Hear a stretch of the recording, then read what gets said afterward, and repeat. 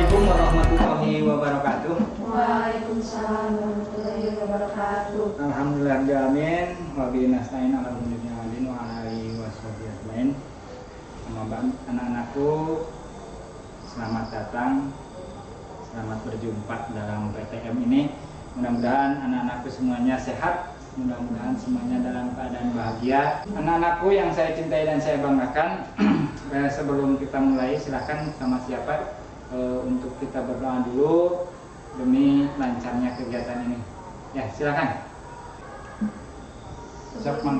Sebelum belajar, mari kita berdoa bersama-sama. Berdoa mulai.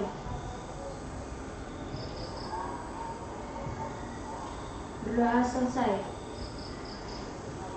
Baik, terima kasih anak-anakku. Selanjutnya materi sekarang itu adalah masih tentang iman kepada qada dan qadar yang seperti yang kemarin. Cuman materi yang sekarang, kalau kemarin menjelaskannya tentang pengertian qada dan qadar sama dengan dalil-dalil, dan untuk sekarang kita akan belajar tentang apa itu takdir, ya, kemudian bagaimana takdir dan macam-macam takdir. Nah, untuk itu anak-anakku, ya, sebelum kita mulai, Bapak juga belum absen. Apakah hadir semuanya atau ada yang tidak hadir? Hadir semuanya. Baik, kalau begitu silakan Anda buka bukunya, dan sebelumnya juga Anda silakan simak dulu materi yang akan saya sampaikan, sehingga Anda bisa mengerti apa dan tujuannya apa dan bagaimana. Ya, yang Anda harus ketahui berkaitan dengan takdir. Dan ada beberapa pendapat tentang takdir.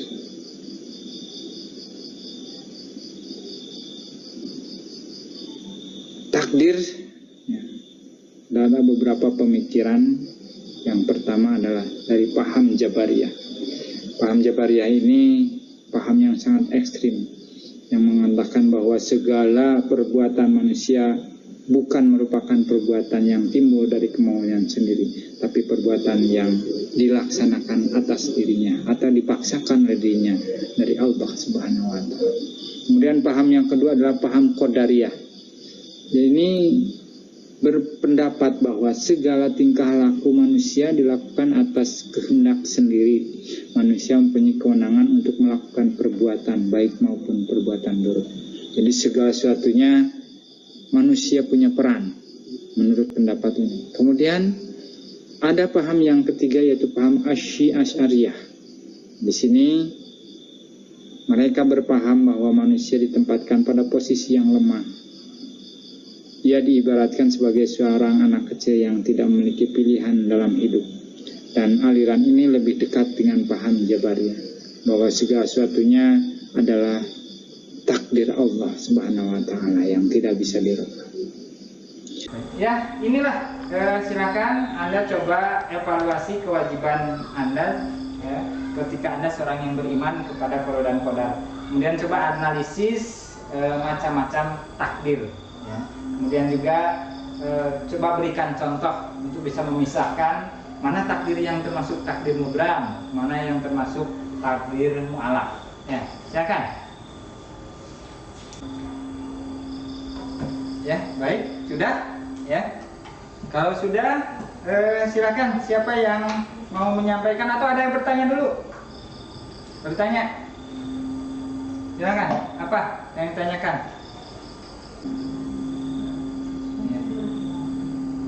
Ya.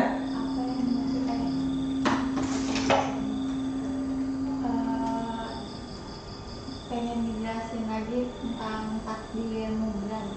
Ya. Oke, ada yang mau jawab dulu apa ya? Takdir mubram katanya apa? Barangkali ada yang bisa jelasin. Ya. Takdir mubram adalah takdir yang tidak bisa dielakkan untuknya, jadi tidak bisa diubah lagi. Contohnya kiamat, kematian, dan jodoh. Yang lain? Yang lain? Ada mau jawab? Anda? Atau masih ada? Silakan. Pak, bisa bertanya misal kalau kan takdir ada yang nggak bisa diubah, tapi kan contohnya kayak kalau jodoh gitu ya Pak, sebenarnya dia itu udah dikasih jodoh sama Allah, tapi dia gimana ya Pak, apa namanya, aduh bingung kata-katanya Pak. Tapi dia Bercerai. ya kayak cerai gitu Pak, itu berarti kan bukan jodohnya, itu bisa dijelaskan Pak?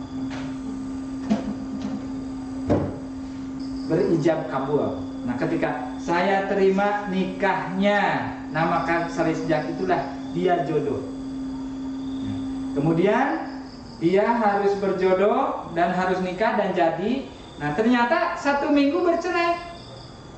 Itu gimana? Apakah itu bukan jodoh? Bukan jodoh setelah bercerai. Sampai bercerai jodohnya ditentukan oleh Allah Subhanahu wa taala. Nah, jadi bukan berarti karena dengan bercerai itu karena bukan jodoh awalnya. Justru jodoh itu adalah ketika terjadi ijab kabul sampai dia tidak bercerai, maka itu berjodoh terus jodohnya. Tapi ketika mati, ya, meninggal dunia, maka udah selesai jodohnya sampai di sana. Bisa jadi nanti ada jodoh lagi yang lain, ya. Itu mungkin, ya. Ada lagi, ya. Ada yang bisa menyimpulkan yang tadi? Jadi dari hasil yang sudah didiskusikan, ada yang menyampaikan? Silakan. Saya coba simpulkan aja bahwa takdir itu adalah sunatullah atau ketentuan Allah yang tidak bisa ditolak. Tapi ketika ada kadar, maka kadar itu adalah yang mengikuti takdir. Ya. Ketika sesuatu itu bisa diupayakan, kadar mati, takdirnya, kodarnya mati, maka kadarnya matinya seperti apa? Bunuh diri kah? Ataukah tabrakankah? Itulah kadarnya yang mengikuti daripada kodar itu. Atau ketika sakit, seorang ditakdirkan sakit, tapi sakitnya parah, itu kadarnya. Nah, dari hal seperti itu akan dibagi dua. Ada yang dinamakan qada dan qadar, itu adalah takdir, maka terbagi dua, yaitu mubram dan mu'alaq. Nah, kalau mubram yang tidak bisa ditolak, tidak bisa dirubah, tapi mu'alaq ada yang bisa dirubah. Nah, dengan Anda yakin dengan takdir mubram, dengan takdir mu'alaq, maka kita akan selalu optimis kepada Allah Subhanahu wa taala, berbaik sangka, karena ternyata segala sesuatunya itu adalah yang tersempurna dari Allah Subhanahu wa taala. Ketika kata Allah, a'udzubillahi minasyaitonirrajim, innallaha la yughayyiru ma biqaumin hatta la yughayyiru bi anfusihim, bahwa sesungguhnya nasib seseorang atau suatu kaum tidak akan berubah ketika nasib kaum itu tidak ada keinginan untuk merubahnya. Maka ada kesempatan. Bahkan ada hadis yang mengatakan takdir bisa dirubah. Apakah yang bisa takdir? Yang bisa merubah takdir adalah doa. Maka jangan pernah lupa untuk kita selalu berdoa kepada Allah, memohon mudah-mudahan apa yang sudah tertulis di Lauh Mahfuz bisa dirubah dengan ketentuan Allah. Anak-anakku yang saya cintai dan saya banggakan, mungkin itu yang bisa saya sampaikan. Hasil diskusinya silakan tolong dikumpulkan. Ya, nanti ininya inikan lagi sama saya dan nilainya diberitahukan. Ya. Baik, untuk pertemuan sekarang ini kita sudahi, dan mudah-mudahan apa yang saya sampaikan dan yang sudah Anda saksikan tadi menjadi manfaat buat Anda semuanya, dan Anda semuanya menjadi anak-anak yang soleh dan solehah. Jangan lupa selanjutnya di rumah silakan bukunya jangan jadi pajangan ya, bukunya Anda baca di rumah. Biar tes PTS-nya itu 50 ya. Baik, itu ya yang bisa saya sampaikan. Terima kasih. Mari kita sama-sama tutup dengan doa penutup majlis. Bismillahirrahmanirrahim. Subhanakallahumma wa bihamdika asyhadu an la ilaha illa anta astaghfiruka wa atubu ilaik. Assalamualaikum warahmatullahi wabarakatuh. Waalaikumsalam.